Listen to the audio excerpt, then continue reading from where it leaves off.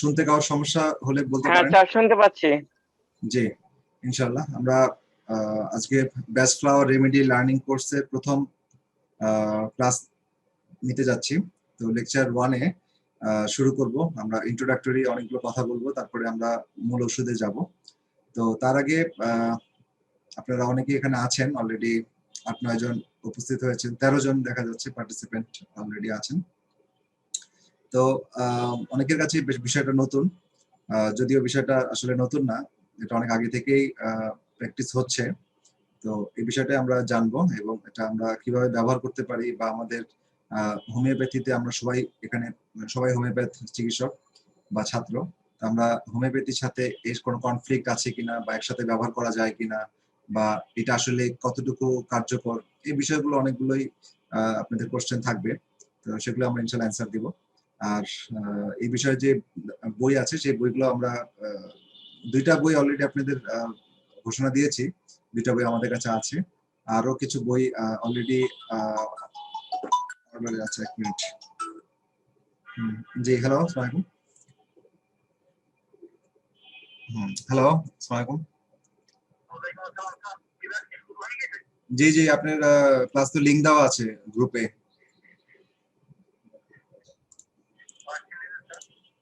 আপনি গ্রুপে আছেন কিনা সেটা দেখেন। গ্রুপে অ্যানাউন্সমেন্টে যান, অ্যানাউন্সমেন্টে ক্লিক করেন। অ্যানাউন্সমেন্টে ক্লিক করলে দেখবেন ক্লাসের লিংক দেওয়া আছে, জয়েন জুম মিটিং, ওখানে ক্লিক করেন, ক্লাসে ঢুকে যেতে পারবেন। জি, তো এই বিষয়টা আমরা আলোচনা করব আজকে। তো বইয়ের ক্ষেত্রে আপনাদের অনেকগুলো বই সাজেশনে আসতে পারে, এবং আমরা কয়েকটা বই অলরেডি অ্যামাজনে অর্ডার দিয়েছি, হয়তো কিছুদিনের মধ্যে চলে আসবে, তখন বইগুলো আপনারা কপি ভার্সন পাবেন। আর যেহেতু আপনারা গ্রুপে অলরেডি দেখেছেন, আমি মনে হয় 14-15টা মেডিসিন বাংলায় জিস্ট কথাটা, ইমপ্রেশনটা তুলে ধরেছি। তো এই বিষয়টা আপনারা দেখতেছেন, এবং এটা যখন কমপ্লিট হয়ে যাবে ইনশাল্লাহ ছোট একটা বই হিসেবে আমরা এটা প্রকাশ করব, যেন সবার কাছে থাকে এবং জিনিসটা আমরা ব্যবহার করতে পারি, বুঝতে পারি। আচ্ছা, এখন বেস্ট ফ্লাওয়ার রেমেডি নিয়ে আচ্ছা, আমাদের কথাগুলো আপাতত আমি একটু পরে লেকচার শুরু করব। আপনাদের নিজস্ব মানে বেস্ট ফ্লাওয়ার রেমেডি সম্পর্কে কতটুকু জানেন, বা কোনো কিছু জানার থাকলে, মানে জানার তো আমি বলবো, এমনি বেস্ট ফ্লাওয়ার রেমেডি সম্পর্কে আপনারা কতটুকু স্টাডি করেছেন বা জেনেছেন শেয়ার করতে পারেন। স্যার আসসালামু আলাইকুম। জি, বলেন স্যার। স্যার আমি তো কখনো শুনি নাই ব্যাচেলর রেমেডি, আসলে একটু ইন্ট্রোডিউস করবেন আসলে এটা কি হোমিওপ্যাথিক রেমেডি না হোমিওপ্যাথিক আপনি সাইডে কি, বায়োকেমিকের মতো ব্যবহার করা হয় এরকম কিছু? হ্যাঁ হ্যাঁ, আমি সবই শেয়ার করবো, সমস্যা নেই, জি এটা তো স্যার। আমি আছি। হ্যাঁ, আচ্ছা, আপনি হ্যাঁ আপনি স্যার। আপনি কি স্টুডেন্ট না চিকিৎসক? না স্যার চিকিৎসা না, আমি এবছর ডিএসএমএস কমপ্লিট করছি আর কি। কমপ্লিট করেছেন, আচ্ছা ঠিক আছে। জি স্যার। এখানে সিনিয়র চিকিৎসক কেউ আছেন যে 10 ইয়ার্স এর মতো প্র্যাকটিস এক্সপেরিয়েন্স আছে পার্টিসিপেন্টদের মধ্যে? 10 ইয়ার্স, 10 ইয়ার্স এক্সপেরিয়েন্স আছে প্র্যাকটিসের? জি স্যার, আমি আছি। জি, আপনার নাম kindly? Sir doctor Mohammad Humayun Kabir. জি, হ্যালো। ডক্টর মোহাম্মদ হুমায়ুন কবির। ও জি, ডক্টর হুমায়ুন কবির ভাই, আপনার মোর দেন 10 ইয়ার্স আপনি প্র্যাকটিস আছেন। তো আপনি কি বেস্ট ফ্লাওয়ার রেমেডি নাম শুনেছিলেন কখনো? স্যার এটা সর্বপ্রথম তো আপনার কোর্স থেকে অবগত হচ্ছি আর কি। এটা শুনছি স্যার, ওই ইডিএস কোর্সও আপনি জানেন সামথিং সেটাই। আসলে বিষয়টা আমরা আসলে একটু ডানে বামে নড়াচড়া কম করি, স্ট্রিক্ট যতটুকু সীমাবদ্ধ ইসের মধ্যে আসলে আগায় যাচ্ছে। তো যাই হোক, বিষয়টা নিয়ে আমি কথা বলবো ইনশাল্লাহ। তো বেস্ট ফ্লাওয়ার রেমেডি কি আসলে? হ্যাঁ, আচ্ছা, আরেকটা জিনিস, আমরা আমাদের প্রশ্নোত্তর পর্ব থাকবে এবং প্রত্যেকটা মেডিসিন আমরা আলোচনা করবো। আমরা সবাই মিউট করে নিই, আমি সবাইকে মিউট করে দিচ্ছি। কারোর কোনো প্রশ্ন থাকলে করতে পারবেন, সমস্যা নেই।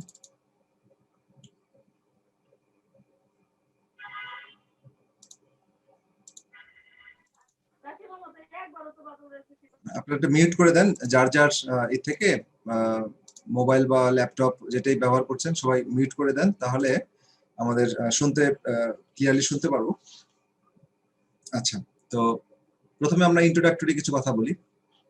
বেস্ট ফ্লাওয়ার রেমেডি আসলে বলার আগে আমি কিছু একটু ব্যাকগ্রাউন্ডে কিছু কথা বলে নিই। হ্যাঁ, যেটা আসলে আমাদের যেটা আমাকে ইন্সপায়ার্ড করলো, যেটা আমাকে খুব বেশি ইনফ্লুয়েন্স করলো বেস্ট ফ্লাওয়ার রেমেডি সম্পর্কে জানার এবং এটা ব্যবহার করার। হ্যাঁ, সেটার ব্যাকগ্রাউন্ডে কিছু কথা বলি, তারপরে আমরা মূল এসে যাব।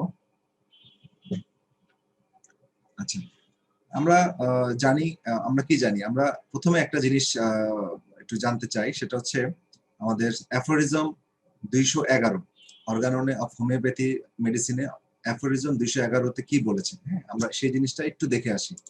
আমরা এখানে একটা সফটওয়্যার থেকে, আমরা সফটওয়্যার না, আমরা অর্গানন থেকে দেখে আসবো। হ্যাঁ, আমি আপনাদের সাথে শেয়ার করছি।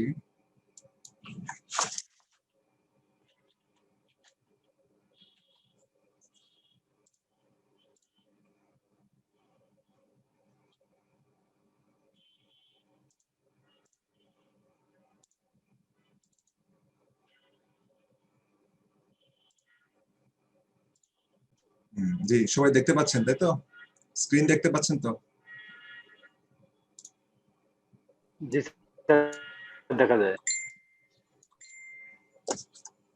জি, অ্যাফোরিজম 211-তে কি বলেছে, একটু কেউ কি একটু কাইন্ডলি পড়বেন নাকি আমি পড়বো? দেখতে পারলে বলতে পারেন, পড়তে পারেন, অথবা আমি পড়ছি, সমস্যা নেই। কেউ ভলান্টিয়ার হিসেবে পড়তে চাইলে পড়তে পারেন, না হলে আমি পড়বো।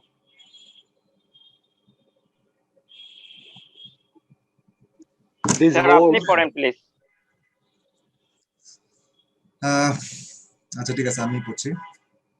অ্যাফোরিজম 211-তে কি বলেছে? হ্যাঁ, this holds good to such an extent that the state of the disposition of the patient, আবার বলছি, that the state of the disposition of the patient often chiefly determine the selection of the homeopathic remedy as being a decidedly characteristic symptom which can list of all remain concealed from the accurately observing physician.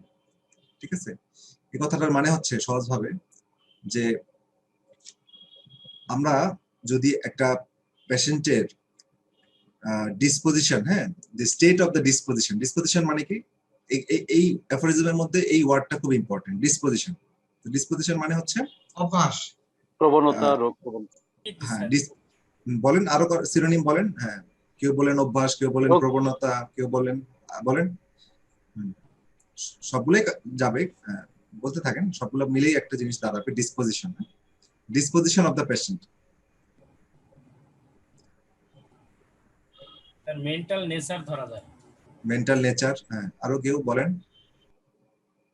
সবাই brainstorming করেন। এখানে আসলে course করাচ্ছি মানে বিষয়টা এরকম না। Course মানে আমি আমার নলেজ গুলো শেয়ার করছি আপনাদের সাথে, আপনারা আপনাদের to and fro bidirectional আলোচনা হবে। হ্যাঁ, আমিও বলবো, আপনারাও বলবেন, এভাবে আলোচনাটা মানে লাইভলি হয়, হ্যাঁ, জীবন্ত হয়ে ওঠে। জাস্ট মনোটোনাসনেস কাটানোর জন্য আমি জাস্ট বলবো, আপনারা শুনবেন, সেটা অনেক সময় বোরিং লাগবে। তো ডিসপোজিশন আপনারা বলেন, সবাই বলেন, কে কি জানেন? মেজাজ দেয়া যায় নাকি? হ্যাঁ, আপনি বলেন। হ্যাঁ, মেজাজ, স্বভাব, রাইট। হ্যাঁ, সবই হচ্ছে, কোনোটাই বাদ দেওয়া যাবে না, সবই হচ্ছে। সাসেপ্টিবিলিটি, সিনোনিম গুলো শুনতে যাচ্ছি। হ্যাঁ জি, সাসেপ্টিবিলিটি, ওকে। আচ্ছা, তো যাই হোক, জি, চরিত্র, হ্যাঁ চরিত্র বলেন, আপনি বলে যান, আপনার সমস্যা নেই, সবাই বলতে পারেন। আমি আমার আন্ডারস্ট্যান্ডিংটা আমি পরে শেয়ার করি, আমি সবার আন্ডারস্ট্যান্ডিংটা নিচ্ছি আর কি। তো সবাই ঠিক আছে? তো ডিসপোজিশন অফ দ্য পেশেন্ট এখানে খুব গুরুত্বপূর্ণ স্টেটমেন্ট, বিকজ ডিসপোজিশনটা মানে কি? ডিসপোজিশনটা মানে হচ্ছে এখানে হচ্ছে পার্সোনালিটি, ঠিক আছে, একটা পেশেন্টের ব্যক্তিত্ব, একটা পেশেন্টের ক্যারেক্টারিস্টিক বৈশিষ্ট্য, ঠিক আছে। এই জিনিসটা হ্যানিম্যান ডিসপোজিশন কথার মাধ্যমে বুঝিয়েছে। এখন সেই জিনিসটাকে আপনি যে কোনো ল্যাঙ্গুয়েজে বলতে পারেন, সেটাকে তার বলতে পারেন তার বৈচিত্র্যপূর্ণ অভ্যাস, বলতে পারেন তার বৈশিষ্ট্যপূর্ণ এক্সপ্রেশন, বলতে পারেন তার মানে তার ব্যক্তিত্বের একটা দিক, উল্লেখযোগ্য দিক, এরকম যাই বলেন, সেটা হচ্ছে তার মেন্টাল বা ক্যারেক্টারিস্টিক ডিসপোজিশন। এখানে কিন্তু মেন্টাল, ফিজিক্যাল এরকম কোনো কথা বলে নাই। অ্যানিমেল বলছে the state of the disposition, মানে একটা রোগীর স্টেট মানে অবস্থা, মানে একটা পেশেন্টের ডিসপোজিশনটা বোঝা যায়, এবং মানে বোঝা যায় মানে কি, বুঝতে হবে। এই বুঝতে পারাটাই হচ্ছে একটা সঠিক মেডিসিন সিলেকশনের জন্য খুব গুরুত্বপূর্ণ বিষয়। এবং যদি আমরা ডিসপোজিশন অফ দ্য পেশেন্টকে বুঝতে পারি, তাহলে আমরা যদি সেটাকে কারেকশন করতে পারি, তাহলে আমাদের কি করতে পারবো, তাহলে আমাদের সঠিক চিকিৎসা করতে পারবো। হ্যাঁ, শেষে কি বলছে যে অ্যাকুরেটলি অবজার্ভিং ফিজিশিয়ান, মানে যারা খুবই পর্যবেক্ষণমূলক বা খুবই কিনলি, হ্যাঁ, খুব সুনির্দিষ্ট ভাবে, খুব সুনিপুণ ভাবে, হ্যাঁ, খুব সূক্ষ্ম ভাবে পর্যবেক্ষণের মাধ্যমে এই একটা রোগীর মধ্যে থেকে তার ডিসপোজিশনকে বের করে আনতে পারে, তারা হচ্ছে ভালো চিকিৎসক এবং তারা রোগীটাকে আরোগ্য করতে পারে।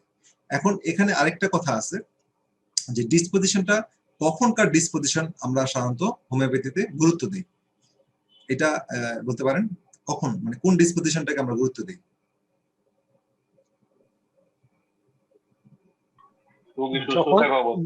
যখন যে প্রবলেমটা নিয়ে আসে স্যার,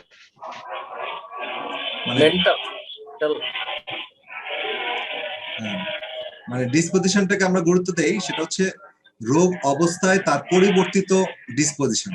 ঠিক আছে, রোগ অবস্থায় কথাটা ইম্পর্টেন্ট, যে তার রোগকালীন অবস্থায় যে পরিবর্তিত তার যে প্যাটার্নটা আসে, এটাকে খুব গুরুত্বপূর্ণ আমরা গুরুত্ব দিয়ে বিবেচনা করি। তো যে কথাটার মানে হচ্ছে অ্যাফোরিজম 211-তে যেটা মানে বোঝা যাচ্ছে, সেটা হচ্ছে একটা রোগী পর্যবেক্ষণের মাধ্যমে তার স্বভাব, তার পার্সোনালিটি, তার বৈশিষ্ট্য, তার ব্যক্তিত্ব যদি আমরা রোগকালীন অবস্থায় ভালোভাবে খেয়াল করি এবং ওখান থেকে যে পরিবর্তনগুলো আসে, একটা মানুষ স্বাভাবিক ছিল, কোন একটা কারণে সে এখন খিটখিটে মেজাজ হয়ে গেছে, কোন একটা কারণে প্রচন্ড রেগে আছে, কোন একটা কারণে তার প্রচন্ড ভয়ের মধ্যে আছে, কোন একটা কারণে তার আতঙ্কের মধ্যে আছে, কোন একটা কারণে সে খুব উদ্বিগ্নতার মধ্যে আছে, কোন একটা কারণে সে অনিশ্চয়তার মধ্যে আছে। হ্যাঁ, তো এরকম অনেকগুলো বিষয় বা ফ্যাক্টর একটা মানুষকে পরিবর্তন করে। ঠিক আছে, তো এইটা একটা মানুষের সাইকোলজিকে চেঞ্জ করে। তো এই বিষয়গুলোকেই ডিসপোজিশনের মধ্যে নিয়ে আসছে হ্যানিম্যান। এই ডিসপোজিশনটাকে আমাকে আইডেন্টিফাই করতে হবে এবং এটাকে বিবেচনায় নিয়ে ওষুধ নির্বাচন করতে হবে। বিকজ আমার হোমিওপ্যাথিক ওষুধ যখন আমরা নির্বাচন করি, তখন এই পেশেন্টের ওষুধটাকে ডায়নামাইজেশন করার সময় পেশেন্টের মানে প্রুভারের কাছ থেকে বা ক্লিনিক্যাল প্রুভিং এর মাধ্যমে আমরা একটা ওষুধের সেই ধরনের বৈশিষ্ট্য আমরা জানতে পারি, যে কারণে পেশেন্টের বৈশিষ্ট্যের সাথে ওষুধের বৈশিষ্ট্যকে আমরা ম্যাচ করি, সিমটম সিমিলারিটি করি, তারপরে রোগ আরোগ্য হয়। ঠিক আছে, আচ্ছা, এখন গেল এই 211 অ্যাফোরিজমের আমাদের একটা আলোচনা। এখন তাহলে হ্যানিম্যান কি বললো, আমাদের পার্সোনালিটি, মনস্তাত্ত্বিক বিষয়গুলো পরিবর্তিত যে পরিবর্তনগুলো, সেগুলোকে বিবেচনা নিতে গুরুত্ব দিতে।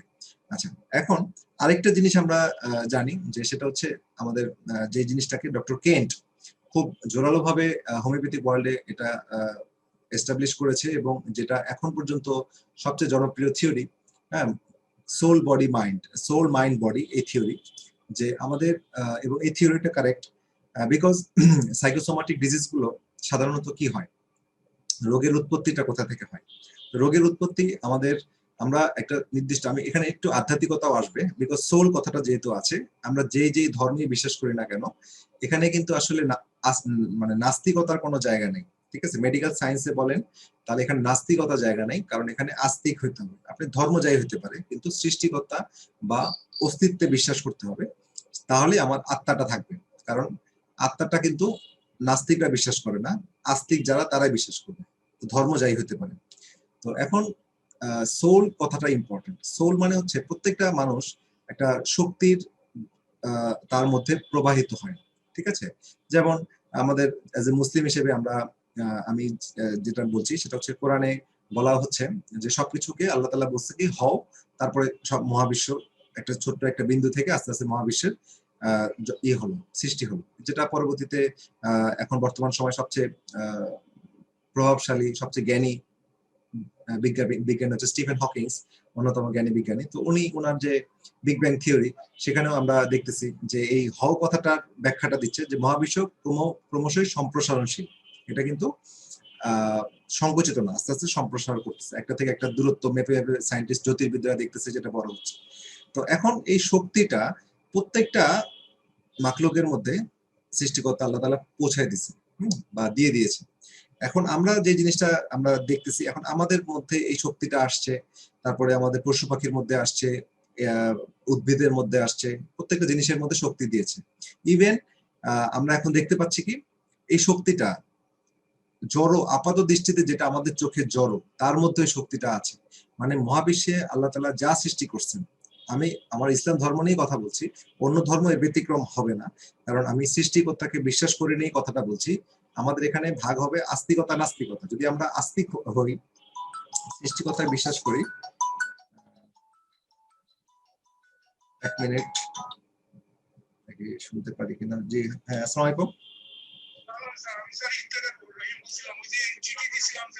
জি আমি একটা ক্লাসে আছি, একটু পরে কথা বলছি। না আজকে কথা বলতে পারবো না, কালকে আমার রাত 11টা 11:30 পর্যন্ত ক্লাস হবে। জি কেন?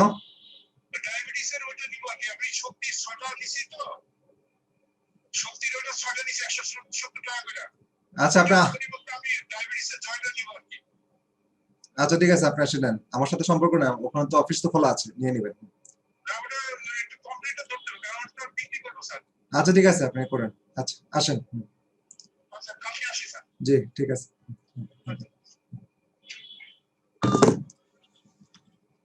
ফোন সাইলেন্ট করি।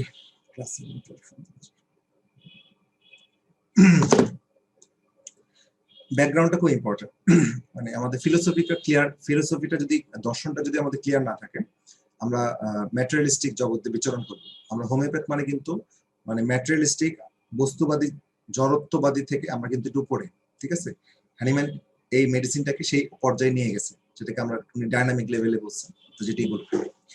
তো এখন আমি যেটা বলছিলাম যে এই সৃষ্টির মধ্যে সব শক্তি, সৃষ্টিকর্তার যে একটা শক্তি, তার জীবনী শক্তি, যেটা হ্যানিম্যান আবিষ্কার করছেন, বা হ্যানিম্যান তার বাংলায় বলেন না জীবনী শক্তি, উনি বলছে লাইফ প্রিন্সিপাল, ভাইটাল ফোর্স, যেটি বলছে জার্মান ভাষায় বলছে, ওটাকে ইংরেজিতে ট্রান্সলেট হয়ে বলা হচ্ছে ভাইটাল ফোর্স আর লাইফ প্রিন্সিপাল। আমরা বাংলায় অনুবাদ করে বলছি যে জীবনী শক্তি, হ্যাঁ, আত্মিক শক্তি, তো যেটাই আমরা বাংলা করি না কেন। তো মূল কথাটা হচ্ছে এই যে শক্তিটা, সৃষ্টিকর্তার যে শক্তি, সেটা সারা মহাবিশ্বের মধ্যে দিয়ে দিয়েছে। পশু পাখি মানুষ সবার মধ্যে শক্তিটা দিয়ে দেওয়া হয়েছে, যে কারণে মানুষের একটা যে বডি, যে বডিটা তৈরি হচ্ছে, সেই বডিটা জীবনী শক্তি পাওয়ার কারণে সে চলতেছে। উদ্ভিদ বড় মানে উদ্ভিদ তার বৃদ্ধি হচ্ছে, প্রাণী বৃদ্ধি হচ্ছে, বড় হচ্ছে। ইভেন আপাত দৃষ্টিতে যেটা জড়, সেই জড় বিষয়টাকেও আমরা বিজ্ঞানীরা যখন অ্যানালাইসিস করতে করতে দেখতেছে সেখানে ইলেকট্রন, প্রোটন, নিউট্রন এরকম পর্যন্ত গেছে। তারপরে যদি আরো ভিতরে যায়, ইলেকট্রনকে ভেঙে যখন আরো ভিতরে যাচ্ছে, তখন দেখতেছে এত মানে যাওয়ার শেষ নেই, সেখানেও দেখতেছে যে শক্তি পাওয়া যাচ্ছে, এবং কেউ মানে স্থির না। আলটিমেটলি ইলেকট্রন প্রোটন কিন্তু কাঁপতেছে, ভাইব্রেশন হচ্ছে। তাহলে কোনো কিছুই আসলে আপাত দৃষ্টিতে জড় মনে হলো জড় না। এই যে মহাবিশ্বে প্রচন্ড গতিতে মহাবিশ্ব ঘুরে বেড়াচ্ছে, আসলে আমরা যখন একজন একজনের সামনে দাঁড়াই, হ্যাঁ আচ্ছা ধরেন আমরা মহাবিশ্বের কথা বাদিয়ে দিলাম, আমরা ট্রেনের মধ্যে এক্সাম্পল দিই, ট্রেনের মধ্যে দুজন মুখোমুখি বসে আছি, ট্রেন মনে করেন 100 কিলোমিটার বেগে দৌড়াচ্ছে, কিন্তু আমি আর আপনি সামনাসামনি বসে আছি, আমরা কিন্তু দুজনেই দেখতেছি যে আমরা স্থির আছি, ঠিক আছে। আমরা একজন একজনের সাথে কথা বলছি, কোনো সমস্যা হচ্ছে না, খাবার দাবার আদান প্রদান করছি, গল্প করছি, কোনো কিছু দেওয়া নেওয়া করছি, কিন্তু আমাদের কোনো সমস্যা হচ্ছে না। কিন্তু ট্রেন কিন্তু 100 কিলোমিটার গতিতে চলছে। এরকম ভাবে মহাবিশ্ব প্রচন্ড গতিতে ঘূর্ণায়মান, মহাবিশ্ব এবং অন্যান্য গ্রহ, উপগ্রহ, হ্যাঁ, নক্ষত্র সবই ঘূর্ণায়মান, এবং সেটা মানে বিস্তৃত হচ্ছে, সম্প্রসারিত হচ্ছে। তো এখন এই শক্তিটা কিন্তু সব জায়গায় আছে। এই শক্তিটা সবার মধ্যে ডিস্ট্রিবিউট করে দেওয়া হয়েছে। এই শক্তিটা আমাদের ধর্ম অনুযায়ী এই শক্তিটা সবার মধ্যে ডিস্ট্রিবিউট করে দেওয়া হয়েছে। এখন এই শক্তির একটা অংশ আমরা পেয়েছি, পশু পাখি পেয়েছে, যাদের জীবন আছে, পৃথিবীতে বিচরণ করতেছে, সবার মধ্যে শক্তিটা গেছে। তো সেই শক্তিটা হচ্ছে ভাইটাল ফোর্স বা জীবনী শক্তি, যেটা আমরা হ্যানিম্যান বলছি। এবং এই শক্তিটা কিন্তু আত্মিকভাবে মানুষের ভিতর থেকে আসে, তারপরে জীবনী শক্তি আসে, মানে আত্মাটাকে আর একটু উপরে লেভেলে ধরি, তারপরে জীবনী শক্তি, তারপরে আমার দেহ, ঠিক আছে। এই তিনটা প্যাটার্নে আমি আসলাম। এখন রোগ যখন তৈরি হয়, এই যে প্রত্যেকটা মানুষের, প্রত্যেকটা প্রাণীর, প্রত্যেকটা এনিম্যালের একটা পারপাস বা ডিজাইন বা জেনেটিক্যাল ইঞ্জিনিয়ারিং বা একটা স্ট্রাকচার বা একটা উদ্দেশ্য নিয়ে আল্লাহ তাআলা পাঠিয়েছে বা ডিজাইন করা হয়েছে, ঠিক আছে। এটা জিনের মাধ্যমে, ক্রোমোজোম অ্যানালাইসিস, ডিএনএ এর মাধ্যমে এটাকে সেট করে দেওয়া হয়েছে, একটা মানুষের কি কি করা উচিত, যেটাকে আমরা অনেক সময় বিবেক বলি। বিবেকটা হচ্ছে কি এমন একটা জিনিস, এটা হচ্ছে ইন্ট্রিনজিক একটা বিষয়, হ্যাঁ, এটা ইনার্ট একটা বিষয়, যেটা কিন্তু আসলে আপনাকে কেউ শিখাবে না। বিবেক কিন্তু স্কুলে যে মানুষ শিখে না, স্কুলে যে জ্ঞান অর্জন করে, পারিপার্শ্বিক জ্ঞান, হ্যাঁ, তারপরে জীবনে চলার জন্য জ্ঞান, এগুলো অর্জন করে। স্কুলে যদি কেউ নাও যায়, তার মধ্যে কিন্তু একটা জিনিস থাকে, সেটা হচ্ছে বিবেক। তো এটা কিন্তু বিল্ট ইন, আমরা কম্পিউটারে বলি না বিল্ট ইন কি কি আছে, ল্যাপটপে বলি বিল্ট ইন কি কি আছে, মোবাইলে বলি বিল্ট ইন কি আছে। বিল্ট ইন মানে একবার ক্রোমোজোমের মধ্যে, যে জিনের মধ্যে এটাকে সেট করে দেওয়া হয়েছে। জিন কিন্তু সবকিছুর মধ্যে আছে, পশু পাখির মধ্যে জিন আছে, মানুষের মধ্যে জিন আছে, এনিম্যালের মধ্যে জিন আছে, ঠিক আছে, এরকম ভাবে আছে। তো এখন এই যে বিষয়গুলো, এখন এইটা কিন্তু তরঙ্গের আকারে বা শক্তির এখন বিজ্ঞান অনেক দূর আগায় গেছে। আগে কিন্তু এই বিষয়গুলো ব্যাখ্যা ছিল না। এখন বর্তমানে বিজ্ঞান অনেক দূর এগিয়ে গেছে। তো এখন বিজ্ঞান দেখতেছে যে শক্তির মাধ্যমে কিন্তু অনেক কিছু এই হচ্ছে, আমাদের এই ডিএনএ কেও চেঞ্জ করে দিচ্ছে বা ডিএনএ এর মধ্যে প্রভাব ফেলতেছে, ঠিক আছে। তো কিভাবে শক্তিটা আসতেছে? শক্তিটা আসতেছে মানসিক শক্তি, হ্যাঁ, এবং ওই বিবেকের শক্তি সেখানে আসতেছে। আচ্ছা, এখন তার একটা স্বাভাবিক বিবেক কথা বলতে, আমার বিবেক বললে আমাদের শান্ত একটা মনের মধ্যে ন্যায় অন্যায় এইসব বিবেচনাগুলো আসে। তো আমি সেই বিষয়টা যাচ্ছি না, আমি হচ্ছে যে একটা ডিজাইন, একটা একটা একটা ফর্মুলা মানুষের মধ্যে দেওয়া আছে। এখন সেই ফর্মুলা অনুযায়ী জীবন চলতে যে বাহ্যিক কোনো প্রভাবে, সেটা পারিপার্শ্বিক হতে পারে, সেটা অন্যান্য ফ্যাক্টরের কারণে হতে পারে, কোনো পশু পাখির কারণে হতে পারে, হ্যাঁ, বা সমাজে বিষয়ের কারণে হতে পারে, কোন খাবার দাবারের কারণে হতে পারে, বিভিন্ন কারণে হতে পারে। এইটার যে একটা প্রভাব আমার এই বডির উপর দিয়ে জীবনী শক্তিতে যে আঘাত করতেছে, হওয়ার কারণে এর যে একটা পরিবর্তন আসতেছে, এই পরিবর্তনটা সাধারণত কিছু ফ্যাক্টর বাদ দিয়ে ক্রনিক ডিজিজে আমরা যেটা বলি সাধারণত, সেগুলো কোথায় আঘাত করে? প্রথমে সেটা আমার মনের মধ্যে নেগেটিভ একটা ইম্প্যাক্ট তৈরি করে। মনের মধ্যে যখন নেগেটিভ ইম্প্যাক্ট তৈরি করে, তখন সেটাকে রেজিস্ট করতে চায়। মন তখন সেটার এগেনস্টে বাধা দিতে চায়, হ্যাঁ, তখন সেটা ওভারকাম করতে চায়, মানে এটাকে প্রতিবন্ধটাকে ওভারকাম করতে চায়। তো করতে চাওয়ার জন্য সে কনফ্লিক্টের জন্ম দেয়। হ্যাঁ, মানে কনফ্লিক্ট মানে কি? কনফ্লিক্ট মানে হচ্ছে কনফ্লিক্টের বাংলা কি বলবো? দ্বন্দ্ব, দ্বিধাদ্বন্দ্ব। হ্যাঁ, দ্বিধাদ্বন্দ্ব বা তৈরি হয়। হ্যাঁ, যে আমার সাংঘর্ষিক একটা বিষয় তৈরি হয়, মনের সাথে সাংঘর্ষিক বিষয়, বা আমার ডিজাইনের সাথে সাংঘর্ষিক বিষয় তৈরি হয়। তো তখন এই কনফ্লিক্টটা থেকেই সে একটা স্ট্রেসের মধ্যে পড়ে, মনটা একটা স্ট্রেসের মধ্যে পড়ে। তো স্ট্রেসে পড়তে গেলে, স্ট্রেসটাই হচ্ছে আমার যে কোনো অসুখের স্টার্টিং পয়েন্ট, স্ট্রেস। তো এই স্ট্রেসটাকে যদি আমি রিমুভ করতে না পারি, তখনই এই জিনিসটা একসময় আমার শরীরের উপরে এসে বাসা বাঁধে। তো এইটার বহিঃপ্রকাশ বিভিন্ন ভাবে হয়, ঠিক আছে। এটা যদি আমার শ্বাসকষ্ট হিসেবে আসে, হ্যাঁ, শ্বাসে টান উঠে যায়, কারণ এগুলো হচ্ছে আমার ফিজিক্যাল এলিমেন্ট, আমার বডির যে এগুলো হচ্ছে ফিজিক্যাল এলিমেন্ট, চোখ কান নাক, অ্যানাটমিটা হচ্ছে আমার ফিজিক্যাল এলিমেন্ট, ঠিক আছে। কিন্তু আমার সোল বা আমার ভাইটাল ফোর্স তো আর ল্যাবে দেখা যায় না, ঠিক আছে। কিন্তু সেটা অ্যানাটমিটাকে চেঞ্জ করে। প্রথমে সেটাকে পরিবর্তন হয়, পরবর্তী দেশে সে অ্যানাটমি ফিজিওলজিকে চেঞ্জ করে প্যাথোলজিতে নিয়ে যায়। তো সেটা যখনই অনেক অ্যাডভান্স হয়ে যায়, তখন সেটা স্ট্রাকচারাল বিকৃতি ঘটে বা টিস্যুতে আঘাত করে, টিস্যু পরিবর্তন করে, হ্যাঁ, এন্ডোক্রাইন গ্ল্যান্ডে পরিবর্তন করে। সাধারণত আমার ভাইটাল ফোর্সকে আমাদের বিজ্ঞানের ভাষায় এখন বলা হয় সেন্ট্রাল ডিস্টারবেন্স। ভাইটাল ফোর্সের পরিবর্তন মানে সেন্ট্রাল ডিস্টারবেন্স, মানে কেন্দ্রীয় বিশৃঙ্খলা। একটা মানুষের কেন্দ্রীয় বিশৃঙ্খলা বের করতে গেলে চারটা সিস্টেম খুব গুরুত্বপূর্ণ। চারটা সিস্টেমের মাধ্যমে আমরা ভাইটাল ফোর্সকে চিনতে পারি, হোমিওপ্যাথিক নলেজ থেকে আমরা জানি। সেটা হচ্ছে প্রথমে PNEI। পিতে হচ্ছে সাইকোলজি, সাইকোলজির মধ্যে মাইন্ড আসবে, বা মনোজগতের যে বিষয়গুলো সেগুলো আসবে। তারপরে হচ্ছে এনতে আসবে নার্ভাস সিস্টেম।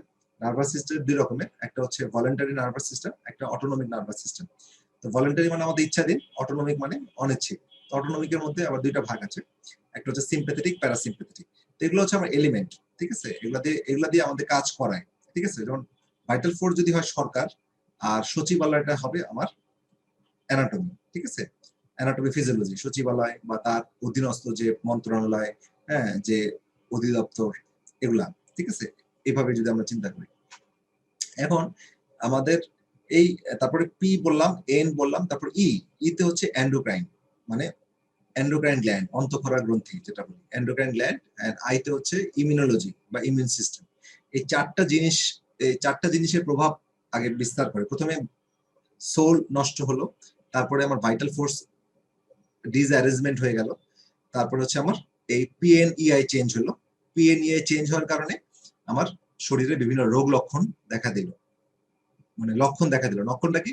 নর্মাল যা ছিল তার থেকে বিচ্যুত হলো, সেটাই লক্ষণ। নর্মালি হার্ট রেট ছিল আমার 100, সেটা থেকে এখন 140 হয়ে গেল, তো সেটা যে বিচ্যুত হলো সেটা হচ্ছে আমার রোগ লক্ষণ। হ্যাঁ, নর্মাল থেকে deviation from anything from normal is known as pathology. তো অ্যাবনর্মাল অর প্যাথোলজি। এখন প্যাথোলজিটা অনেকগুলো লেভেলে হবে। প্যাথোলজিটা ফিজিওলজিক্যাল লেভেলে হতে পারে, মানে কেমিক্যাল প্যারামিটার, মানে কোনো অ্যানাটমি পরীক্ষা নিরীক্ষা করলে কোনো চেঞ্জ পাইনি, কিন্তু আমার ব্লাডে কিছু রিপোর্ট আমি বেশি পাচ্ছি, যেমন থাইরয়েড হরমোন কম বা বেশি পাচ্ছি। হ্যাঁ, তারপরে আমি আরো কিছু মার্কার, হ্যাঁ, যেমন কোলেস্টেরল বেশি পাচ্ছি। অনেক সময় দেখা যাচ্ছে কিন্তু এখনো কিন্তু আমার টিস্যু চেঞ্জ হয়নি, বাট এগুলো চেঞ্জ আসতেছে। তারপরে এগুলো যখন পারসিস্ট করবে তখন সেটা আমার টিস্যুতে পরিবর্তন করবে। তো এইভাবে রোগের একটা ক্রমবর্ধমান ধারা। ঠিক আছে, তো এখন আমাদের তাহলে টার্গেটটা কি, যেটা কেন্ট খুব ভালোভাবে সুন্দরভাবে উপস্থাপন করেছে। কেন্ট আবার উনি যার দ্বারা প্রভাবিত হয়েছে, ডক্টর সুইডেনের একজন ডাক্তার, নাম সুইডেন কি নাম জানো ভুলে গেছি। তখন ওনার মতবাদ ছিল, আলটিমেটলি এই মতবাদটাই রাইট, হ্যানিম্যান এটাই বলছেন যে মন পরিবর্তন হলে এটা ফিজিক্যালি আঘাত করে। বর্তমান মেডিকেল সায়েন্সও সেটাকে বলতেছে যে সাইকোসোমাটিক ডিজিজ, মানে আগে সাইকিয়াট্রি পরিবর্তন হয়, তারপরে ফিজিক্যালি পরিবর্তন হয়। তো এই জন্যে এই বিষয়গুলো আমাদেরকে বুঝতে হবে। আচ্ছা, তাহলে আমাদের এখানে এই আলোচনা থেকে একটা, আমি এখানে ডিজিজ নিয়ে আলোচনা করলাম, এখানে যে আলোচনাটা গুরুত্ব বহন করতেছে সেটা হচ্ছে আমাদের মানসিক যে পরিবর্তন বা নর্মাল যে প্যাটার্ন, সেটাকে পরিবর্তন যেন আমরা হইতে না দেই, বা ওইটার পরিবর্তন হলে ওটাকে যেন আবার পূর্বের অবস্থায় ফেরত আনি। যদি ওই পয়েন্টটাতে আমরা পরিবর্তন আনতে পারি, তাহলে পরবর্তীতে ডিজিজটা যতদূর আগাইছে সেটা কিন্তু আবার রিভার্স করবে। ঠিক আছে, তাহলে আমাদের চিকিৎসার ক্ষেত্রে এই জন্য মনোলক্ষণ, মনোবিশ্লেষণ, মনোলক্ষণগুলো খুব গুরুত্বপূর্ণ। ঠিক আছে, এখন শুধু মনোলক্ষণ বলতে গেলে সেটা আবার আরেক বিষয়। ঠিক আছে, এখন আমি শুধু মনোলক্ষণ কথাটা বলতেছি না, কারণ হোমিওপ্যাথি হচ্ছে টোটালিটি অফ সিমটম। আমি এখানে হোমিওপ্যাথি না, আমি একটু ব্যাস ফ্লাওয়ার নিয়ে কথা বলবো। তো হোমিওপ্যাথির বিষয়টার সাথে ব্যাস ফ্লাওয়ারে কিছু পার্থক্য আছে, আবার অনেক মিল আছে। তো এই বিষয়টা আমরা আলোচনা করবো। হোমিওপ্যাথি টোটালিটি অফ সিমটম নিয়ে আলোচনা করে, একটা রোগীর মানসিক চেঞ্জ, হ্যাঁ, ফিজিক্যাল চেঞ্জ, বৈশিষ্ট্যপূর্ণ লক্ষণ, সেটা যে কোনো লেভেলে হতে পারে, ফিজিক্যাল লেভেলেও আসতে পারে, মানসিক লেভেলে আসতে পারে। দুইটাই সেন্ট্রাল ডিস্টারবেন্সের বহিঃপ্রকাশ। ঠিক আছে, ফিজিক্যাল লেভেলে যে বৈশিষ্ট্যপূর্ণ সিমটম গুলো, হ্যাঁ, বিকালবেলা 4টা থেকে 8টা পর্যন্ত সমস্যা বৃদ্ধি পায়। আমরা দেখি লাইকোপোডিয়াম, হেলিবোরাস, বিভিন্ন মেডিসিন, এখানে মেডিসিন গুলো আসে। তো এই 4টা থেকে 8টা পর্যন্ত তার গ্যাসের সমস্যা বৃদ্ধি পায়, অথবা তার মাইগ্রেনের সমস্যা বৃদ্ধি পায়, অথবা তার অ্যাজমার সমস্যা বৃদ্ধি পায়, অথবা তার চুলকানি বৃদ্ধি পায়। হ্যাঁ, হোয়াট এভার ইট ইজ, এই 4টা থেকে 8টায় যে বৃদ্ধি পায়, এইটা কি কোনো মেডিকেল সায়েন্স এটাকে ব্যাখ্যা দিতে পারবে? পারবে না। তাহলে এই লক্ষণটা কোথায় আসলো? বৈশিষ্ট্যপূর্ণ লক্ষণটা, যে টাইম মডালিটি বলে, টাইম মডালিটির মধ্যে সবচেয়ে গুরুত্বপূর্ণ হচ্ছে টাইম মডালিটি, বিকজ এটাকে কোনো মেডিকেল সায়েন্স দিয়ে ব্যাখ্যা করা যায় না। যেইটাকে মেডিকেল সায়েন্স দিয়ে ব্যাখ্যা করা যাবে না, সেটাই হোমিওপ্যাথি ভাষায় খুব গুরুত্বপূর্ণ, এবং সেইটাকে আগে প্রায়োরিটি দিতে হবে মেডিসিন সিমটম নেওয়ার ক্ষেত্রে। আমরা তো এটাই জানি।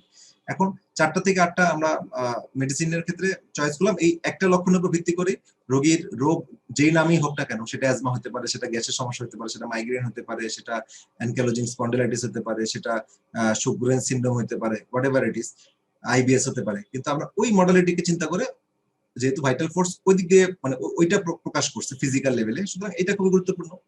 আবার ভাইরাস মেন্টাল লেভেলে হতে পারে, সুতরাং কার কোথায় হবে সেখানে আমাকে ইন্ডিভিজুয়ালাইজ করতে হবে। আমি আগে থেকে প্রি ডিটারমাইন বা শুধু কথাটা অ্যাড করবো না।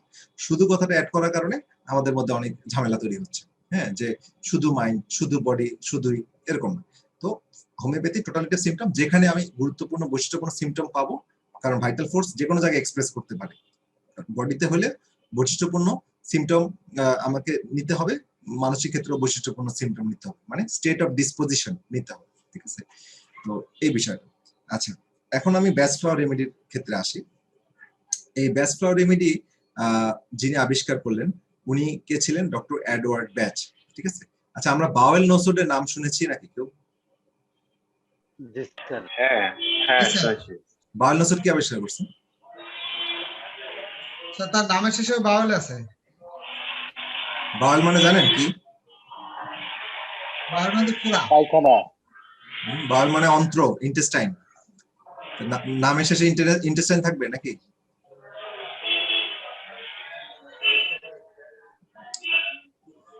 আচ্ছা, আমাদেরকে অনেক পড়তে হবে আর কি। এগুলো আসলে আউট অফ কিউরিসিটি থেকে পড়া উচিত। এগুলো এমন না যে সিলেবাসের পড়া আমাকে পড়বো। আমরা এখন ইন্টারনেটের যুগ, আমরা ইন্টারনেটে বসে অনেক কিছু পাই। যেই জিনিসটি আপনার সামনে আসবে সেটা নিয়ে আপনি একটু ঘাটা উচিত।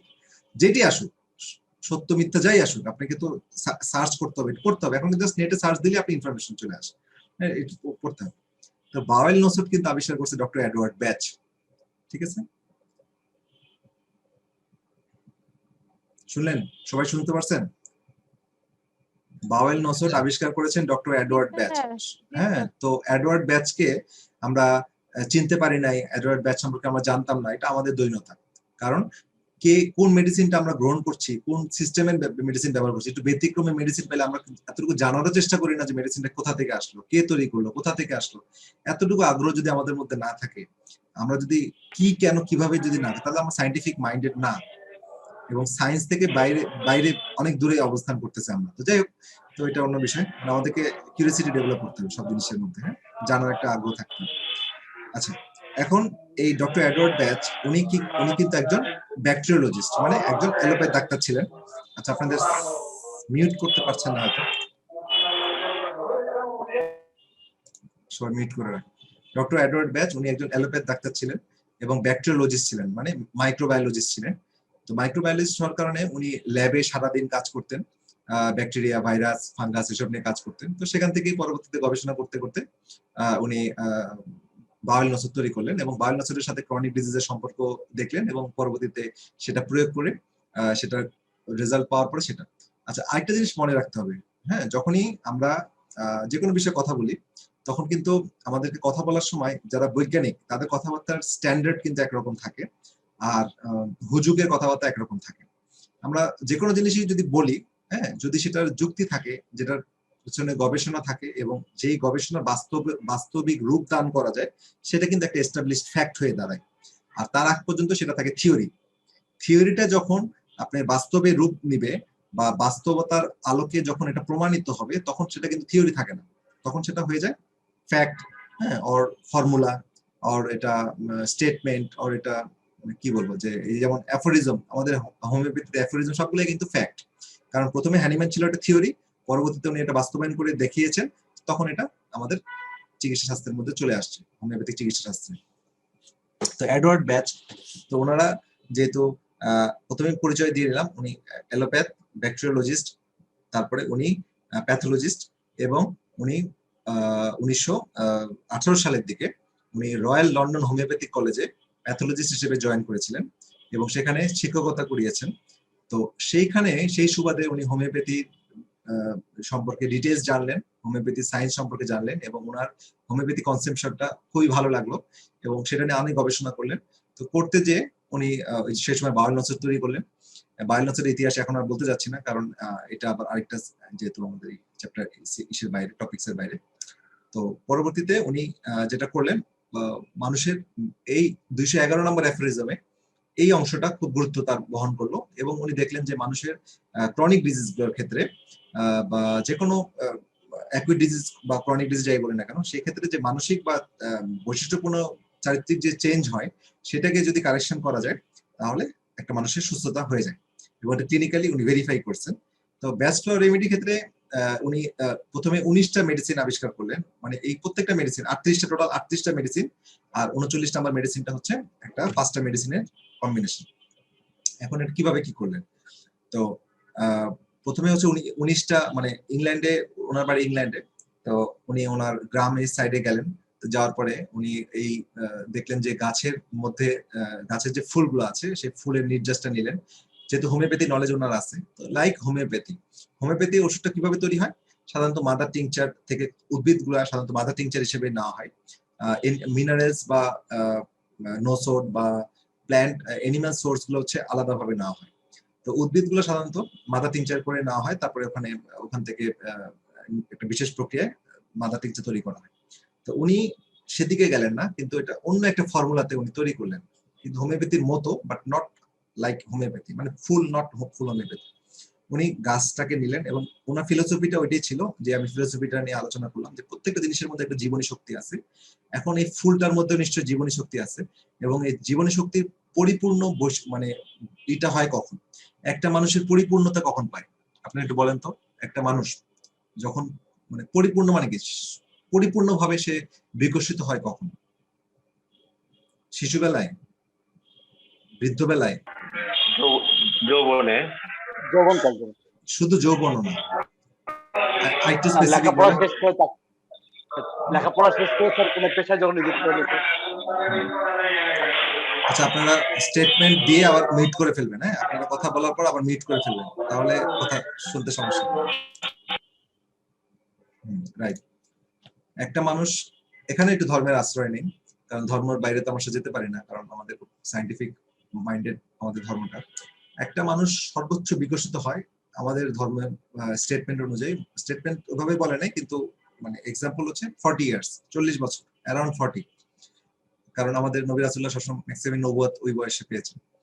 এখন 40 বছর বয়সে এসে না সে বৃদ্ধ, না সে শিশু, না সে পুরা যুবক, কিন্তু তার শরীর কিন্তু যুবকই থাকে, মনটাও পরিপূর্ণভাবে বিকশিত থাকে। ওই 40 বছরের অ্যারাউন্ড 40 মানে 40-এর আশেপাশে এসে সে কিন্তু তার জীবনের, সে যে কদিনই বাঁচে, এই তার জীবনের শ্রেষ্ঠ সময়টা সে কাটায় শারীরিকভাবে এবং মানসিকভাবে, এবং সমাজে যদি কিছু দিতে হয় সেই সময়টা সে সবচেয়ে বেশি দিতে পারে।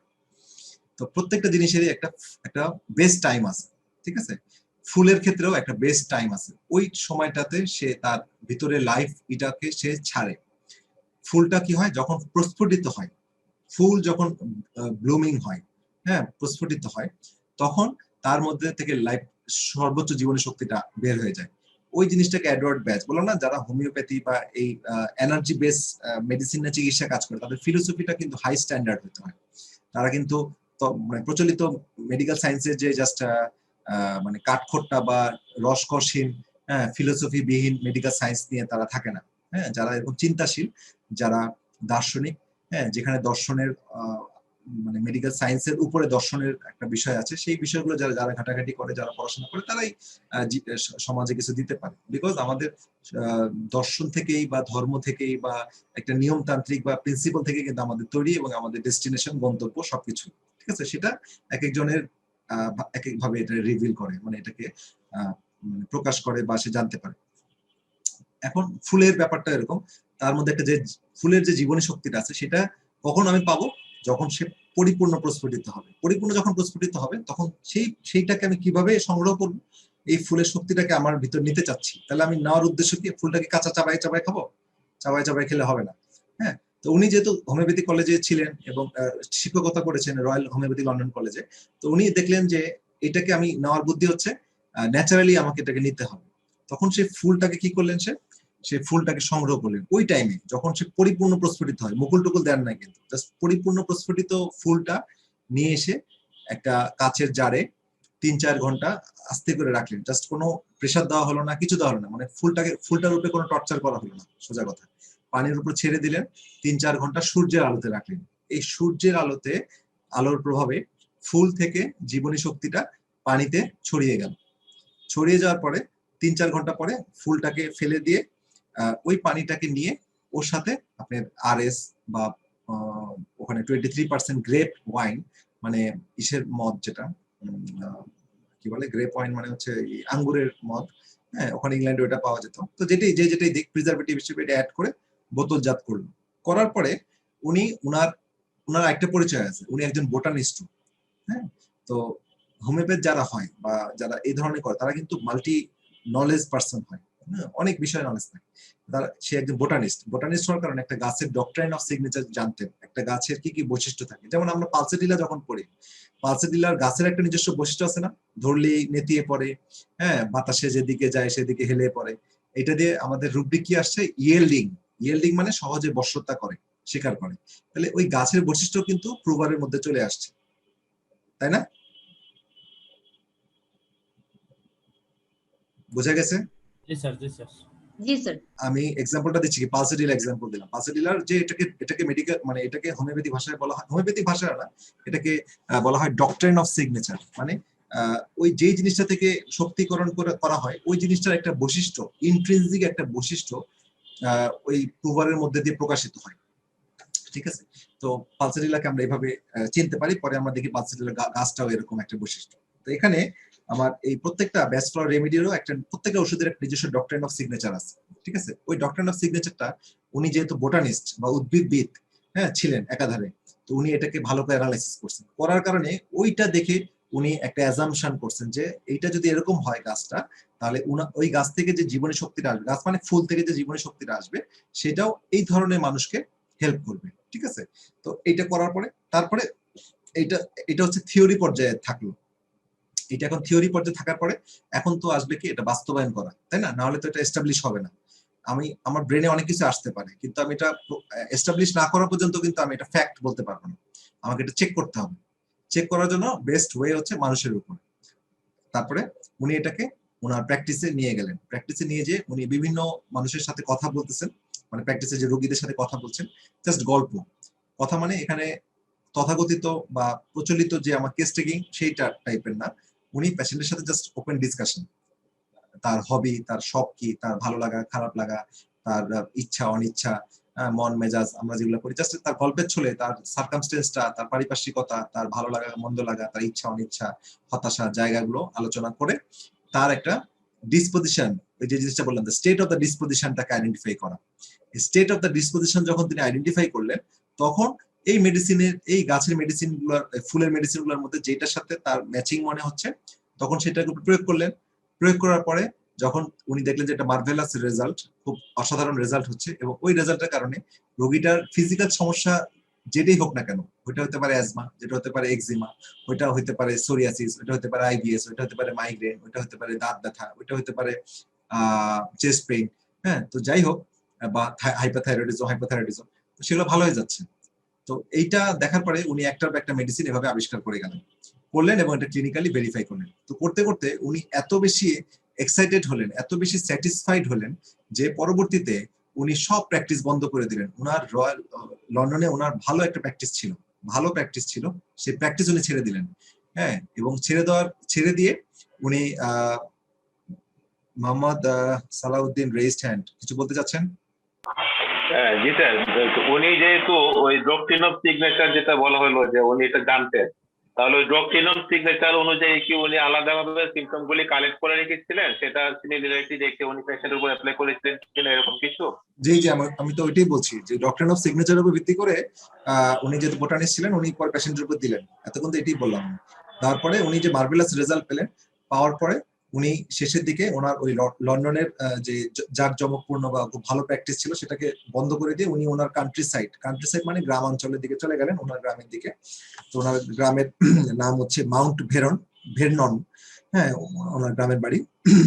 এটা হচ্ছে থেমস ভ্যালি, ইংল্যান্ডের ওখানে, small garden in the Harley Street. যাই হোক, তো ওখানে চলে গেলেন এবং শেষ সময় লাস্ট 10 ইয়ার্স এর মতো উনি 19টা মেডিসিন আগে ছিল, পরবর্তীতে আরো 19টা মেডিসিন আবিষ্কার করলেন, টোটাল 38 মেডিসিন আবিষ্কার করলেন, এবং শেষ সময় এই মেডিসিনটা প্র্যাকটিস করে গেছেন, এবং এটা ওনার নাম ডাক ছড়াই গেছে অনেক, এবং দূর দূরান্ত থেকে রোগী আসতো, এবং এটাতে উনি খুব স্যাটিসফাই ছিলেন। তো এটা হচ্ছে ব্যাচ ফ্লাওয়ার মেডিসিনের ফিলোসফি, ইন্ট্রোডাক্টরি বক্তব্য, এটার ব্যাকগ্রাউন্ডে এটার এটা। তো হোমিওপ্যাথির সাথে এখানে কিছু পার্থক্য আছে, সেই পার্থক্যটা আপনারাও এখন মোটামুটি বুঝতে পারছেন। একটা হচ্ছে এখানে পার্থক্যটা হচ্ছে যে এটা ক্লিনিক্যাল প্রুভিং হয়েছে, এটা একজন সুস্থ মানুষ হোমিওপ্যাথিক ওষুধের মতো করে প্রুভিং করে নাই। আচ্ছা, আরেকটা জিনিস আমি মিস করে গেছি, সেটা হচ্ছে দুইটা পদ্ধতিতে এই ব্যাচ ফ্লাওয়ার ওষুধটা তৈরি করা হয়। অনেকে বাক বলে, অনেকে ব্যাচ বলে, আমি ব্যাচ বলতেছি, আপনারা বাক রেমিডিও শুনবেন যে যেভাবে উচ্চারণ করে। এখন ব্যাচ ফ্লাওয়ার রেমেডি দুইভাবে তৈরি করা, একটা হচ্ছে সূর্যের আলোতে 3-4 ঘন্টা রেখে ওখান থেকে পানিটা নেওয়া, আরেকটা হচ্ছে বয়লিং করা, হ্যাঁ, মানে অনেকক্ষণ ধরে গরম করে পানি ফুটানোর পর ওই পানিটা সংগ্রহ করা, ঠিক আছে? তো যেভাবেই করুক, তো ঘটনা হচ্ছে ওই ফুলের জীবনী শক্তিটা পানিতে চলে আসে, পানির অণুগুলোর মধ্যে ছড়িয়ে যায়। এটাও হোমিওপ্যাথি কাছাকাছি, কারণ হোমিওপ্যাথিতে আমরা ওই জিনিসটাকে পোটেন্ট টেস্ট করি, হ্যাঁ, শক্তিকরণ করি, ডাইলুশন আর সাকাশন করে পোটেন্ট টেস্ট করি, করে ওই শক্তিটা পানির অণুতে চলে আসে, ওই অণুটাকে এনার্জি ফর্মে চলে আসে, এনার্জি ফর্মে চলে আসার পরে ওইটা আমরা রোগীর সুস্থ মানে সুস্থ মানুষ প্রুভিং করি, করে যে সিমটম গুলো বেরিয়ে আসে সেগুলোকে লিপিবদ্ধ করে ম্যাট্রিমেডিকা দ্বারা করাই, অথবা ক্লিনিক্যাল প্রুভিং এর মাধ্যমে যে সিমটম গুলো ভেরিফাই করা হয় সেগুলোকে আমরা ম্যাট্রিমেডিকাতে স্থান দিই। তো এটা পরবর্তীতে রোগীর সাথে মিলে আরোগ্য করি, তাই না? তো এই বিষয়টা এডওয়ার্ড ব্যাচ যেটা করলেন, তো এই বিষয়টা উনি ক্লিনিক্যাল প্রুভিংটা করলেন। তো এখানে হোমিওপ্যাথির পার্থক্য হচ্ছে উনি ক্লিনিক্যাল প্রুভিং করছেন, উনি প্রুভিং করেননি। আচ্ছা, কিন্তু এটা স্যাটিসফাই থাকার কারণে উনি ওনার প্র্যাকটিস ছেড়ে দিয়ে শেষে দিয়ে লাস্ট ট্রেনিং করেছে, এবং এখন পর্যন্ত সারা ওয়ার্ল্ডে অন্যতম জনপ্রিয় একটি WHO স্বীকৃত একটা অল্টারনেটিভ মেডিসিন, এবং এটা ওটিসি বলা হয়, over the counter medicine. OTC সম্পর্কে তো আমরা মোটামুটি জানি, যেমন আমরা বাজারে গেলে, বাংলাদেশের কথা বাদ দেন, বাংলাদেশে তো গেলে ক্যান্সার ড্রাগ আপনি কিনতে পারবেন, তো বাংলাদেশ তো আসলে কোনো এক্সাম্পল না। আপনি ইউরোপে যদি যান, ইভেন ইন্ডিয়াতেও আপনি এখন প্রেসক্রিপশন ছাড়া কিন্তু ওষুধ পাওয়া যায় না। তো প্রেসক্রিপশন ছাড়া যে ওষুধ পাওয়া যায় না, কিন্তু আপনি যদি এখন ডায়রিয়া হয়, আপনি যদি এখন এমন জায়গায় থাকেন ডাক্তার দেখানোর সময় নেই, তাহলে কি আপনি ওষুধ পাবেন না? ওষুধ তো পাবেন। যে ওষুধটা পাবেন সেই ওষুধের নাম কি? মেটালিন্ডাজল। মানে ওষুধ তো পাইলেন, এই ওষুধে কোন গ্রুপের ওষুধ বলে? এটাকে বলা হয় ওটিসি। ওটিসি মানে ওভার দ্য কাউন্টার ড্রাগ।